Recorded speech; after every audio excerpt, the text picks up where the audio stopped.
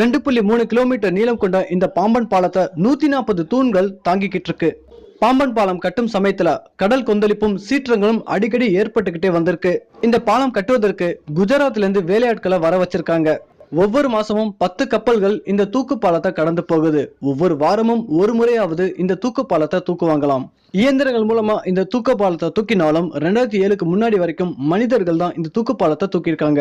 பாம்பன் பாலம் 1911ல கட்ட ஆரம்பிச்சு 1914ல கட்டி முடிச்சு 1915ல தான் திறந்திருக்காங்க. இந்த ரயில் பாலம் இந்திய பாலங்களின் ராணின்னு கூட ஒரு பேர் இருக்கு. இந்த பாலத்தை கட்ட சுமார் 18,000 டன் ஜல்லிக்கற்கள் பயன்படுத்தப்பட்டிருக்கு. அதுவும் சுமார் 270 கிலோமீட்டர் தொலைவில் இருந்து எடுத்து வரப்பட்டிருக்கு. 1915ல இந்த பாலத்தை கட்டுவதற்கு சுமார் 299 லட்சம் செலவாயிருக்கு. 2007க்கு பிறகு இந்த ரயில் பாதையை அகல ரயில் பாதையை மாத்திட்டாங்க. அதே சமயம் தூக்கு பாலத்துக்கு இயந்திரங்களையும் பொருத்திட்டாங்க.